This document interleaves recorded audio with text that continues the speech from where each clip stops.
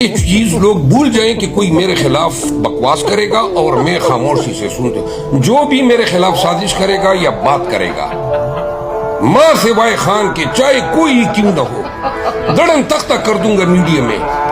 آپ یقین کریں کوئی میں کسی کو مطلب خیال خان کے علاوہ دوبارہ ریپیٹ کرتا ہوں خان کے علاوہ نہ میرا اس پارٹی میں کوئی لیڈر ہے نہ کوئی مجھے اپنے لیے اپنے آپ کو میرا باس سمجھے نہ میں کسی کو اس قابل سمجھتا ہوں کہ خان کے بعد کسی کو کی یہ حیثیت ہے کہ وہ کوئی مجھ پہ اپنا آپ امپوز کرنی. یہاں پہ لوگ ہیں سازش سے کر رہے ہیں اور وہ سب غدار بھی ہیں.